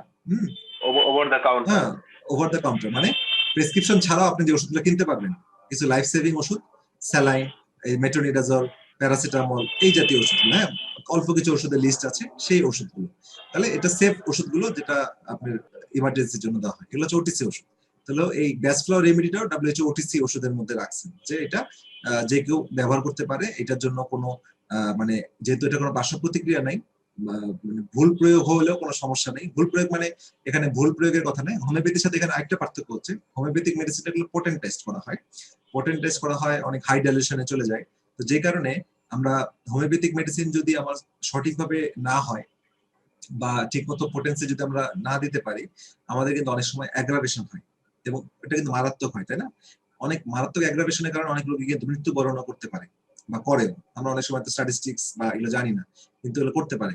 হ্যাঁ, তো এখানে কিন্তু এই সমস্যাটা নাই, বিকজ এখানে কোনো পোটেন্ট টেস্ট করা হচ্ছে না, জাস্ট প্রকৃতির আলোতে রেখে দেওয়া হচ্ছে। প্রকৃতির আলোতে ওখান থেকে নির্যাসটা, শক্তিটা, আধারটা চলে আসছে পানিতেও, পানিটা নেওয়া হচ্ছে। এখানে কোনো ঝাঁকি দেওয়া, এখানে পোটেন্ট টেস্ট করা, হোমিওপ্যাথিক ফর্মুলাটা পোটেন্ট টেস্টের ক্ষেত্রে যে করা হয় সেটা করা হয় না, জাস্ট একটা ন্যাচারাল যা ছিল সেটাই পানিতে নিয়ে আসছে, এই আর কি কথা। আচ্ছা, এটা একটা বিষয়। আর আরেকটা বিষয় হচ্ছে যে এই ওষুধটা মানে যে কেউ ব্যবহার করতে পারে। এই ওষুধটা হচ্ছে মানুষের, এই 38টা ওষুধের মধ্যেই মানুষের সব ধরনের মানুষের প্রায় সবগুলো পার্সোনালিটি বা মনস্তাত্ত্বিক যে দিকগুলো, সেই সবগুলোই এই 38টা মেডিসিনের মধ্যে কাভারে চলে আসে। ঠিক আছে? তো স্যার আমি জি বলেন। সরি স্যার, স্যার আমি মাঝখানে একটু বললাম স্যার, আমি তো প্রথম থেকে একটু ক্লাসটা মিস করেছি স্যার। আমার আন্ডারস্ট্যান্ডিং যেটা আসছে স্যার, আমি যদি এটা বলি যে মানে এই মেডিসিনটা তাহলে হচ্ছে একটা মানে এই ব্যাচ ফ্লাওয়ার থেকে হচ্ছে আপনার 38টা মেডিসিন তৈরি হচ্ছে, এবং এটা সিম্পটম বেসড, মানে 38 ধরনের সিম্পটমের জন্য, এরকম স্যার ব্যাপারটা? জি অবশ্যই। একটা থেকেই স্যার? 38 ধরনের না, 38 টাইপ। আমরা এখন ধরন না বলে একটু বিস্তৃত ভাবে বলবো। আমরা মেন্টাল স্টেট নিয়ে কথা বলবো, not mental symptom. Mental symptom মানে কিন্তু জাস্ট জিনিসটা ন্যারো হয়ে গেল, ন্যারো বলবো না, আমরা একটু বড় বড় স্পেকট্রামে কথা বলবো। ঠিক আছে? যে একটা মানুষের মধ্যে ভীতি কাজ করে, এই বিষয়ে ভীতি, মানে তার একটা মনোজগতের একটা স্পেকট্রাম, মানে একটা দিক নিয়ে আলোচনা করবো। আর যদি সিমটম বলি তাহলে একটা সুনির্দিষ্ট বলা হলো, যে সে যেমন আর্জেন্টাইটিকাম, একটা উঁচা বিল্ডিং এর কাছে গেলে তার মনে হচ্ছে যে বিল্ডিং গায়ের উপর ভেঙে পড়বে, এই যে উচ্চতা ভীতি, অথবা কাছে গেলেও লাভ দিয়ে নিচে পড়ার একটা আছে। তো এই বিষয়গুলো হচ্ছে তার পার্টিকুলার সিমটম, ওই জায়গাটা গেলে তার এটা হচ্ছে, এটা সিমটম। বাট এখানে নট এ সিমটম, এখানে হচ্ছে স্টেট, মেন্টাল স্টেট, মানে একটা বড় অনেকগুলো সিমটম বা একটা বড় একটা স্পেয়ার নিয়ে বোঝা যায়। যে কারণে হ্যাঁ, যে কারণে তার পার্সোনালিটি, আমরা এটাকে বলবো মেন্টাল টাইপ আর পার্সোনালিটি টাইপ। এই মেন্টাল আর পার্সোনালিটি টাইপটাকে আমরা আইডেন্টিফাই করতে পারি। হ্যাঁ, একটা মেডিসিনে মেন্টাল পার্সোনালিটি টাইপ আছে, একটা মানুষের পার্সোনালিটি টাইপ। গল্প যখন করি তখন একটা মানুষের যখন কনভারসেশন করি আমি, ঠিক আছে, কনভারসেশন করলে তার পার্সোনালিটি টাইপটা কিন্তু বের করা খুব ইজি, এটা কিন্তু কঠিন কিছু না। কিন্তু সিমটম বের করাটা কিন্তু ডিফিকাল্ট, বিকজ সিমটমটা একটা অ্যাবস্ট্রাক্ট নাউন, এটা কিন্তু কোনো বেজ নাই। ফিজিক্যাল লেভেলে সিমটম গুলো কিন্তু বেজ আছে। আপনার হাঁটু ব্যথা, আপনি যতই গল্প করেন হাঁটু ব্যথা কিন্তু কমে যাবে না। হাঁটু ব্যথা কিন্তু রোগী বারবারই বলবে যে আমার হাঁটু ব্যথাই হয়, আমার বিকালবেলা বাড়ে। আপনি নিতে পারলে ওইটা কিন্তু সব ডাক্তারের কাছে একই কথাই বলবে, যদি সব ডাক্তার ওই ফরম্যাটে জিজ্ঞেস করে হাঁটু ব্যথা নিয়ে। হ্যাঁ, কিন্তু মেন্টাল সিমটম হচ্ছে রোগীর পারিপার্শ্বিক অবস্থা, রোগীর মন মেজাজ, অনেক কিছু বিষয়ের সাথে, আবার ডাক্তারের সাথে তার কনভারসেশন, ডাক্তারের অনেকগুলো বিষয় আছে, এটার সাথে তার ভেরি করতে পারে। সবার কাছে এক কথা সে নাও বলতে পারে, তো বা একটা ডাক্তার তার কাছে সেটা নাও নিতে পারে, নাও বের করতে পারে।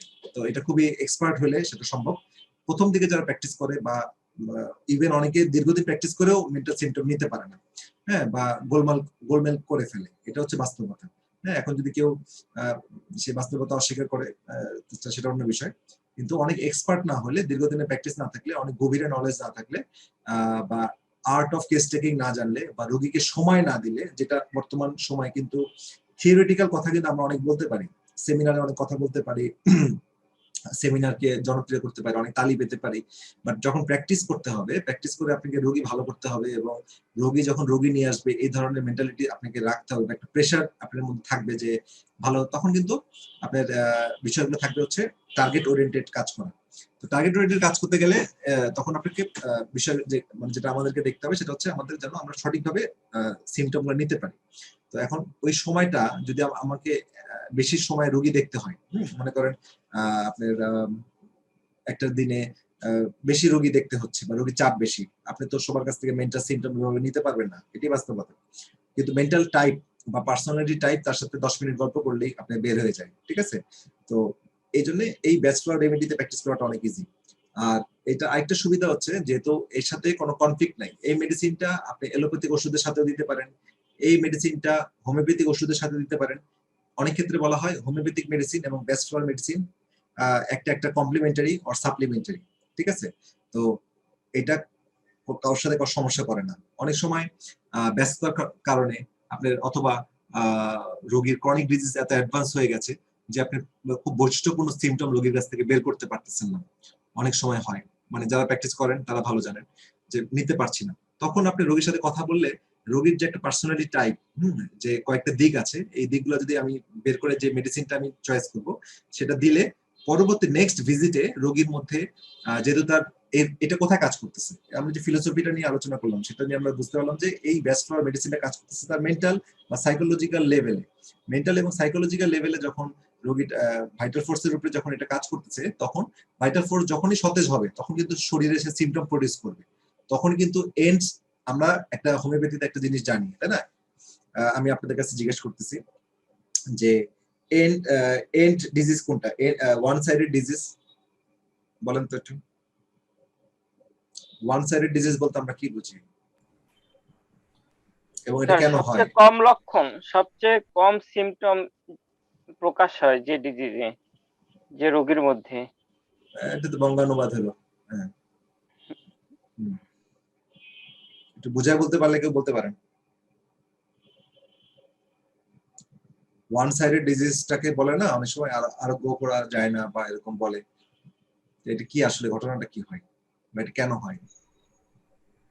ফিলোসফিটা আপনি কারেক্ট করতে হবে। হোমিওপ্যাথি কিন্তু একটা ম্যাথের মতো, হ্যাঁ, এবং এটা ফিলোসফিক্যাল দিকটা যদি স্ট্রং না থাকে, হ্যাঁ, তাহলে কিন্তু আমরা পদে পদে ঝামেলায় পড়ে যাবো, হ্যাঁ, আমাদের কনফিউশন সব জায়গায় থাকবে। ওয়ান সাইডেড ডিজিজটা নিয়ে একটু বলেন। আপনারা অনেকে এখানে ভালো প্র্যাকটিস করেন, অনেকে পড়াশোনা করেন, অনেকে সেমিনার উপস্থিত থাকেন, বই পড়েন, শেয়ার করেন। আমরা এখানে আলোচনা করছি, আমি যে সব জেনে একবার অনেক বেশি কিছু জানি সেটা না, আমরা শেয়ার করছি, আপনাদের জানাটা শেয়ার করেন। স্যার, যখন কোনো ডিজিজ এমন ভাবে প্রকাশ পায় যে ক্যারেক্টারিস্টিক্স কোনো সিমটম থাকে না কিন্তু ব্যাধির প্রকোপটা খুব বেশি থাকে, এটাকে বলা হয় একতরফা ব্যাধি, এরকম কিনা স্যার? জি, কাছাকাছি। সিমটম প্রকাশ করতে পারে না স্যার, যে ক্ষেত্রে জীবন শক্তি খুব দুর্বল হয়ে যায়, সিমটম প্রকাশ করতে পারে না, কিন্তু ব্যাধির প্যাথোলজি খুব প্রবল থাকে, সেই ক্ষেত্রে এরকম হতে পারে কিনা? জি জি, ঠিক আছে। তো মোটামুটি কাছাকাছি, কিন্তু আসলে আমি জিনিসটা যেটা বলি সেটা হচ্ছে আপনার ওই চেইনটা মনে রাখবেন, হ্যাঁ। সোল, তারপর হচ্ছে কি আমার ভাইটাল ফোর্স, তারপর হচ্ছে আমার বডি। তো সোল, মাইন্ড, বডি যাই বলি, তো এখন মাইন্ড এন্ড বডি মিলি ভাইটাল ফোর্স। তো আপনার এই সোলের পরে যে মাইন্ডটা আসলো, তো ওই মাইন্ডে মানে ওখানে আক্রান্ত হলে ভাইটাল ফোর্স ডিঅ্যারেঞ্জমেন্ট হয়, ফিজিক্যাল লেভেলে প্রকাশ পায়। মানে ভাইটাল ফোর্স যদি আমার কোনো কারণে এত বেশি দুর্বল হয়ে যায়, কারণ আমার সিমটম কে তৈরি করে বলেন তো আমার শরীরে? এটা ভাইটাল ফোর্স সিমটম তৈরি করে, রাইট? তাহলে ভাইটাল ফোর্স এখন সিমটম তৈরি করবে না কখন? যখন আক্রান্ত হবে না। না, এটা কিন্তু আপনি বলেন ভাইটাল ফোর্স সিমটম তৈরি করে, তাহলে সিমটম বডিতে কখন তৈরি হবে না? স্যার, ভাইটাল ফোর্স যখন খুব বেশি পরাধীন হয়ে যায়, অর্থাৎ বেশি দুর্বল হয়ে যায়। রাইট, হ্যাঁ, এটা খুব ভালো, সুন্দর কথা। মানে ভাইটাল ফোর্স দুর্বল হয়ে যাবে, ভাইটাল ফোর্স খুব বেশি এনগেজড হয়ে যাবে তার রোগটাকে, মানে তাকে তার যে দেহের উপর যে ভাইটাল ফোর্স থাকে, দেহের না, আমার ভাইটাল ফোর্স আমার দেহে আছে, তাই না? তো আমার ভাইটাল ফোর্সটা যখন আমার দেহের রোগ ব্যাধি নিয়ে এত বেশি এনগেজড হয়ে যাবে, যখন সে নিজেকে আর ফ্রি থাকতে পারছে না সিমটম তৈরি করার মতো, হ্যাঁ, তখন কিন্তু সে ওয়ান সাইডেড ডিজিজে পরিণত হবে। এখন এই অবস্থাতেও আপনি তখন কিন্তু বৈশিষ্ট্যপূর্ণ সিমটম পাচ্ছেন না। রোগীটা এসে আপনাকে হয়তো একটা টিউমার নিয়ে আসতেছে। সাধারণত ক্যান্সারের রোগীগুলো ওয়ান সাইডেড হয়ে যায়, সিকেডি পেশেন্ট গুলো, ক্রনিক কিডনি ডিজিজের পেশেন্ট গুলো ওয়ান সাইডেড হয়ে যায়, হ্যাঁ, ব্রেন টিউমারের রোগীগুলো হয়ে যায়। তারপরে মানে যখন ডিজিজ প্যাথোলজি অনেক অ্যাডভান্স হয়ে যায় ইউজুয়ালি, সেটা মেন্টাল প্যাথোলজি বা ফিজিক্যাল প্যাথোলজি যেটি হোক, তখন বৈশিষ্ট্যপূর্ণ সিমটম আমি পাই না। তো বৈশিষ্ট্যপূর্ণ সিমটম না পেলে তখন আমার কিন্তু হোমিওপ্যাথিক মেডিসিন সিলেকশনে সো টাফ, তাই না? এটা থিওরিটিক্যালিও টাফ, এটা প্র্যাকটিক্যালিও টাফ। তখন আমরা রোগীটাকে, তখন আমরা ট্রিটমেন্ট আমরা কি করি, আমরা তখন আসলে বেশি কিছু করার থাকে না। আমরা তখন বলে দেই, অর্গানাইনও বলা আছে যে সেসব ক্ষেত্রে, আরোগ্যের ক্ষেত্রে ডাক্তার বেশি কিছু বলতে পারে না, বা এই ধরনের রোগীর প্রগনোসিস খারাপ। আচ্ছা, এইসব জায়গাতেও আপনি কিন্তু পার্সোনালিটি টাইপটা পাবেন, এইসব জায়গাতেও আপনি কিন্তু মেন্টাল স্টেটটা পাবেন। হ্যাঁ, তার যে বিরক্ত লাগা, তার যে রাগ অভিমান, হ্যাঁ, বা এই বিষয়গুলো কিন্তু পাওয়া যায়। সিমটম পাবেন না, বাট বড় ব্রড স্পেকট্রামে জিনিস পাবেন। সেইটাকে ধরে যখন আপনি ব্যাচ ফ্লাওয়ার রেমেডি দিলেন, তারপরে তখন নেক্সট ভিজিটে যখন রোগীটা আসবে 2 to 3 উইকস পরে, তখন দেখবেন যে তার ভাইটাল ফোর্সটা অনেকটা সতেজ হয়ে গেছে। নেক্সট ভিজিটে এসে আপনি অনেকগুলো সিমটম তার শরীর থেকে বের হচ্ছে। হ্যাঁ, তখন হয়তো কোনো অনেক টাইম মডালিটি বললো, অনেক জায়গায় জ্বালাপোড়া বললো, অনেক জায়গায় মানে বৈশিষ্ট্যপূর্ণ সিমটম বললো যে ঘুম থেকে উঠলেই তার সমস্যা শুরু হয়ে যাচ্ছে, হ্যাঁ, অথবা তার মানসিকভাবে কোনো ডিলিউশন দেখা শুরু করছে। মানে ভাইটাল ফোর্স যত সতেজ হওয়া শুরু করছে, তার বডিতে কিন্তু তার রোগ লক্ষণের এক্সপ্রেশনটা সে দেওয়া শুরু করছে। তখন কিন্তু নেক্সট ভিজিটে যে আপনি আবার একটা হোমিওপ্যাথিক মেডিসিন চয়েস করতে পারলেন। ঠিক আছে? তো যদি সেটা নাও পান, নেক্সট ভিজিটে যদি আরেকটা পার্সোনালিটি টাইপ পান, নেক্সট ভিজিটে আরেকটা ব্যাচ ফ্লাওয়ার দিলেন, তারপরে এসে আবার থার্ড ভিজিটে যে একটা হোমিওপ্যাথিক মেডিসিন দিতে পারলেন। ঠিক আছে? তো এইভাবে একটা একটা কমপ্লিমেন্টারি এবং সাপ্লিমেন্টারি যেটাই বলেন, এইভাবেও কিন্তু ব্যাচ ফ্লাওয়ার রেমেডিটা কাজ করতেছে। হ্যাঁ, খুব ভালো প্র্যাকটিসে। এটা একটা বিষয়। তাহলে ওয়ান সাইডেড ডিজিজের ক্ষেত্রে এর একটা বড় একটা ভূমিকা আছে। আচ্ছা, আর আরেকটা বিষয় হচ্ছে যে it is a very easy to use. এটা একটা গাইডলাইন বা ছোট, বিদেশে ইউরোপে যেমন ছোট একটা বুকলেট থাকে।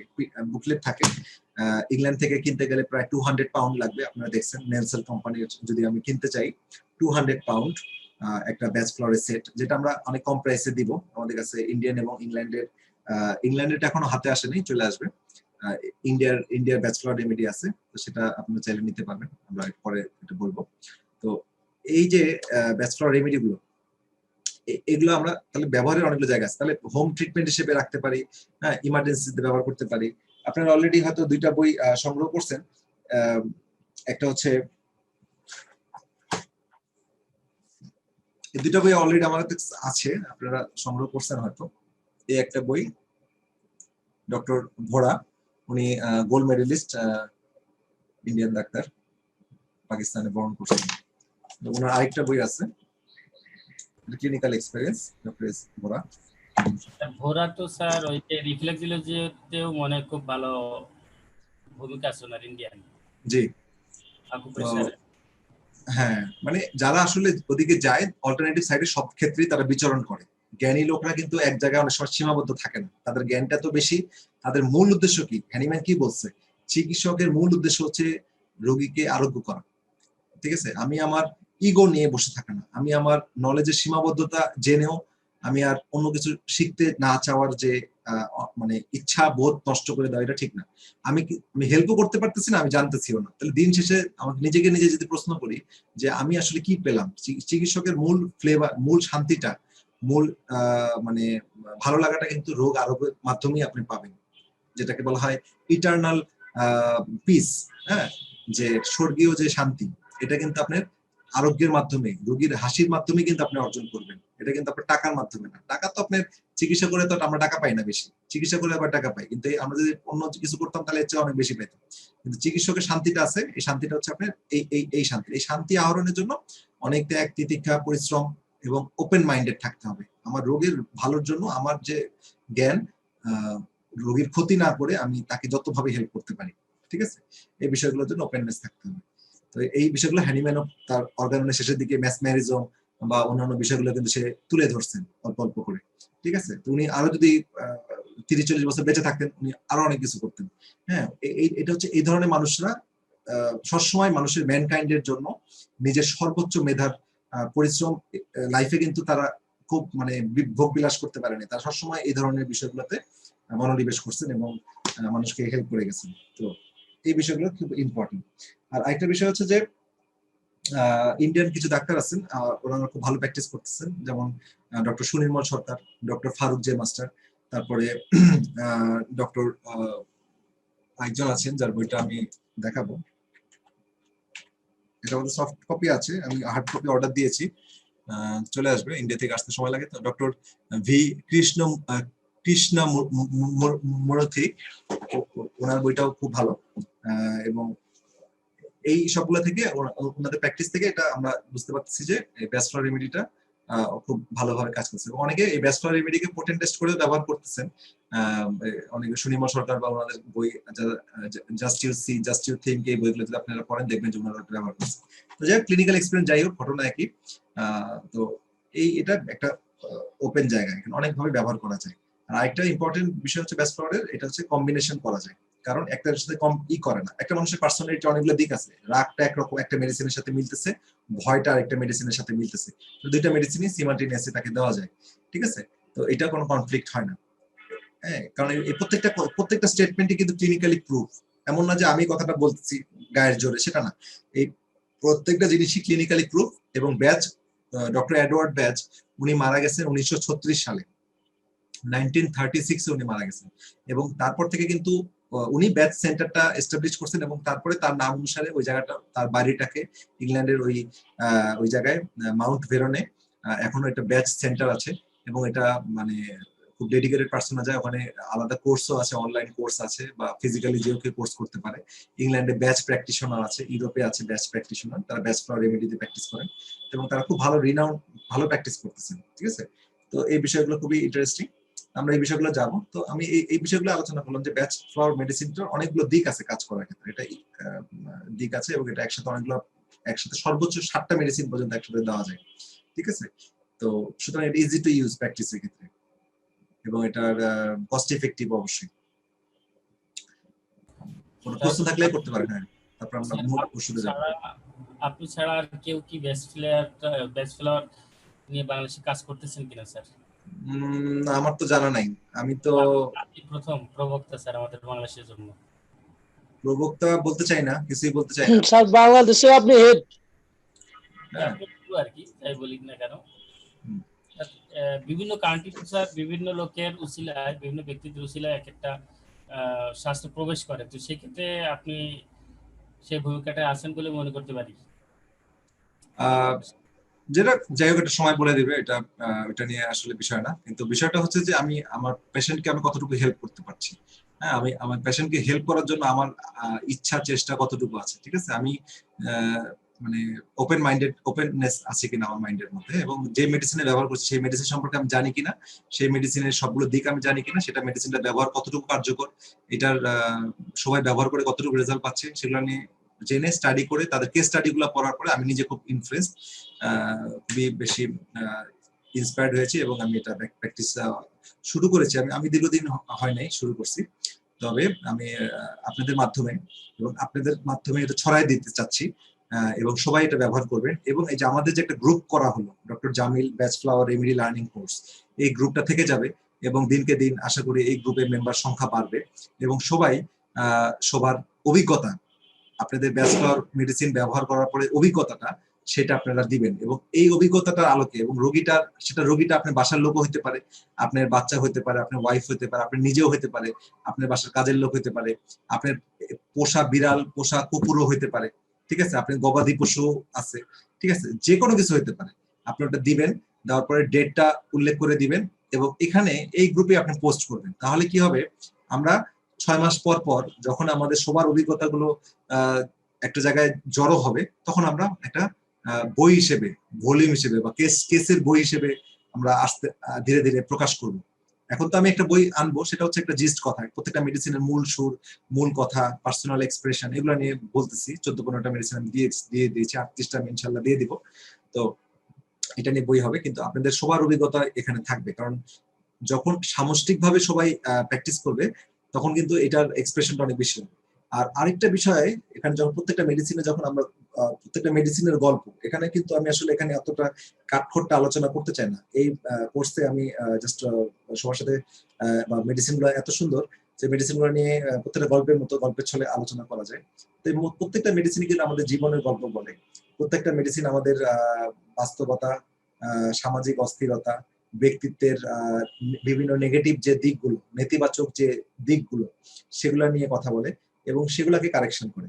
তো নেতিবাচক দিকটা কিন্তু আমার যে ডিফল্ট বা বিবেক বা আমার যে সৃষ্টিকর্তা আমাকে যেই স্ট্যান্ডার্ডে পাঠিয়েছিলেন, সৃষ্টিকর্তা কিন্তু আমার মধ্যে কোনো বক্রতা দিয়ে পাঠান নাই, আমাকে খারাপ বানায় পাঠান নাই, আমাকে স্ট্যান্ডার্ড দিয়ে পাঠিয়েছেন। আমি খারাপ হয়ে যাচ্ছি, হ্যাঁ, বা বিভিন্ন পারিপার্শ্বিক অবস্থায়, বিভিন্ন চাপে, বিভিন্ন ফ্যাক্টরে, যেটাকে হোমিওপ্যাথিক ভাষায় বলছি এক্সিস্টিং ফ্যাক্টর, হ্যাঁ, বা মেইনটেনেন্স কজ যেটাই বলি, সেগুলোর কারণে আমি পরিবর্তিত হয়ে যাচ্ছি মেন্টালি এন্ড দেন ফিজিক্যালি। তো এই যে জায়গাটা, এই জায়গাটাকে কারেকশনে আনতে পারলে আমার সামাজিক বিশৃঙ্খলা, আমার উগ্রতা, আমার মধ্যে সন্ত্রাসী মনোভাব, আমার সমাজের মধ্যে যে কলহ বা পারিবারিক যে ঝামেলা, পরে মনোজাগতিক সমস্যা, অটিজম, তারপরে হচ্ছে এই হাজবেন্ড ওয়াইফের কন্ট্রাডিকশন, হ্যাঁ, তো এগুলাকে চিকিৎসা করতে পারলে একটা সুস্থ জাতীয় যেমন পাওয়া যাবে, সুস্থ প্রথমে আমি সুস্থ পরিবার, তারপর সুস্থ জাতি, হ্যাঁ, এইভাবে আমরা একটা তৈরি করতে পারি। আমার মিশনটা একটু বড় ভাবে আমি চিন্তা করছি। আমি একটা কিছু করার ক্ষেত্রে আসলে একজন একই রকম ভাবে দৃষ্টিকোণ নেয়। কেউ হয়তো তার ছোট একটা পরিসরে তার ফোকাসটা রাখে যে আমার এতটুকু চাইলেই চলে। তো আমি যখন একটা জিনিস নিয়ে স্টাডি করছি এবং দেখছি, এবং এই জিনিসটার ব্যাপকতা এত বেশি, যদি আমি এটাকে ছড়িয়ে দিতে পারি বা এই জিনিসটা নিয়ে কাজ করতে পারি, এবং আপনারা যদি আপনাদের কেসগুলো শেয়ার করেন ব্যবহার করার পর, হ্যাঁ, ভালো করে পড়ে ব্যবহার করার পর, তখন যখন ডাটাগুলো একসাথে থাকবে, ঠিক আছে, তখন কিন্তু জিনিসটার ইম্প্যাক্ট অনেক বেশি হবে। যেহেতু এটা কোনো ক্ষতি নাই, এটা লাইক হোমিওপ্যাথি এবং এটা supplement or complementary to homeopathy. So as a homoeopath we have no contradiction inside our to use this medicine. হ্যাঁ, সো মানে আমাদের মধ্যে কোনো কন্ট্রাডিক্টরি ফিলিংও হবে না এবং হওয়া উচিত না, because it is like similar. আমরা হোমিওপ্যাথি কিন্তু সিমিলার কথাটা বলি, ঠিক আছে, সিমিলি, এবং সিমিলি তো আমরা ম্যাক্সিমাম ক্ষেত্রেই পারি না, আমরা সিমিলার মেডিসিন দিই, তাই না? 70 to 80% সিমিলার মেডিসিন দিতে পারলে আমাদের ভাইটাল ফোর্স জেগে উঠে আমাদেরকে হিলিং এর দিকে নিয়ে যায়, হেরিং ল অনুযায়ী।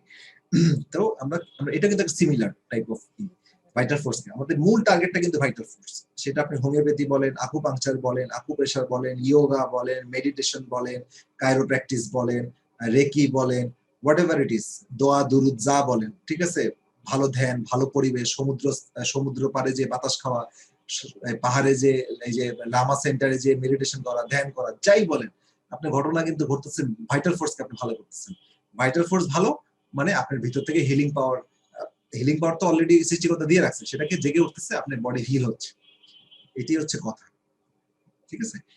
সো এটা একটা সাপ্লিমেন্টারি বা কমপ্লিমেন্টারি যাই বলেন, এটা একটা খুব বড় একটা হেল্প আমাদের জন্য। তো এই গ্রুপটা থাকবে, আপনারা ব্যবহার করবেন এবং আপনাদের নলেজ গুলো আপনারা শেয়ার করবেন। এবং দরকার আমরা কিছুদিনের মধ্যে ইনশাল্লাহ ইংল্যান্ড থেকে মেডিসিন আনবো, আর ইন্ডিয়ার মেডিসিন আছে সেটাও আপনারা সংগ্রহ করে ব্যবহার করতে শুরু করে দেন, এবং ইংল্যান্ডের মেডিসিনটা যখন আসবে তখন সেটাও নিতে পারবেন। তো কস্ট ইফেক্টিভ মেডিসিনগুলো ডেফিনেটলি, কোনো টেনশন নাই, আমরা সর্বোচ্চ লো কস্টে এটা দিব। হ্যাঁ, এখানে জাস্ট আমাদের যতটুকু কম খরচে আমরা দিতে পারি।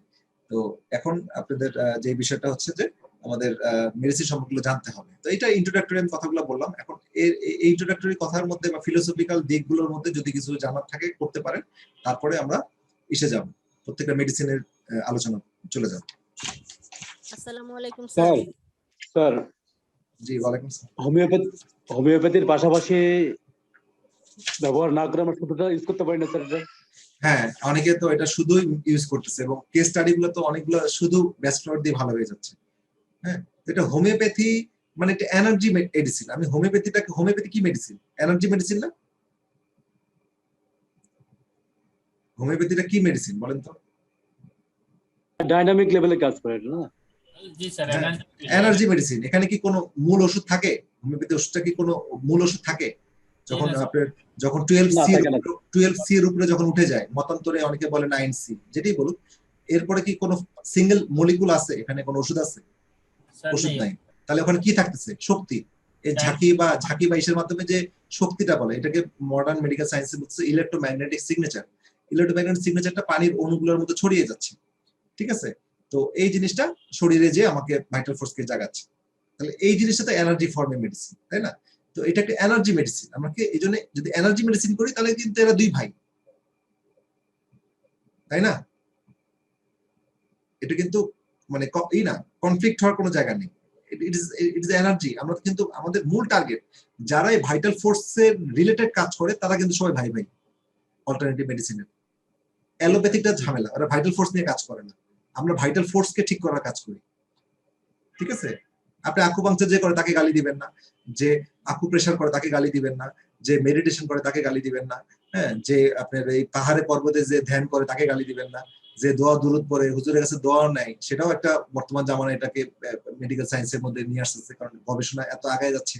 এগুলা ধরার মতো আমাদের পড়াশোনা তো লাগবে, কোয়ান্টাম বায়োলজি বুঝতে হবে। ঠিক আছে? এগুলো কিন্তু সব চলে আসতেছে। তো এগুলো সবগুলাই কিন্তু টার্গেট করতেছে ভাইটাল ফোর্সকে ভালো করার। ঠিক আছে? সবাই কিন্তু আমরা এই সাইডে সবাই ভাই ভাই, কারোর সাথে কারোর কোনো ঝামেলা নেই। ঠিক আছে? আমরা কিন্তু ভাইটাল ফোর্সের চিকিৎসা, ভাইটাল ফোর্স ঠিক করার চিকিৎসা।